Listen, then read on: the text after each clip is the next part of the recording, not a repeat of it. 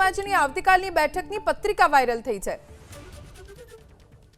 ભાજપે લોહાણા સમાજ સાથે અન્યાય કર્યાનો પત્રિકામાં ઉલ્લેખ છે।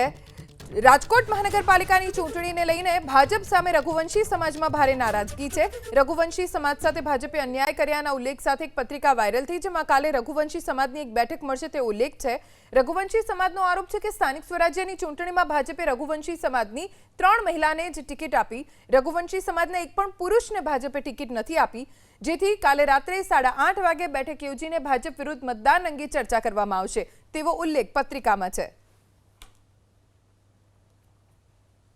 આપ સૌ જાણો છો કે રઘુવંશી સમાજ વિધાનસભા 69 માં 70,000 થી પણ વધુ મતદારો ધરાવે છે અને આ ભાજપનો ગઢ ગણાય છે અને ભાજપના ઘણા મોટા નેતાઓને અમે જીતાડવા, જંગી બહુમતીથી જીતાડવા માટે વર્ષોથી કાર્યશીલ રહ્યા છે અને ભાજપની સૌથી મોટી બેંક મતદાન બેંક અમે રઘુવંશી સમાજ ગણાય છીએ અને અમારા જ રઘુવંશી સમાજના ઉમેદવારોની ટિકિટ કાપવાની જે કાવતરું ઘડવામાં આવેલ છે તે માટે આવતીકાલે ભારતીય જનતા પાર્ટીના વિરુદ્ધ મતદાન અંગે મહાસંમેલન યોજવા માટેની જે ચર્ચા થવાની છે 8:30 વાગે જાગનાથ મહાદેવ મંદિર, ડોક્ટર યાજ્ઞિક રોડ, રાજકોટ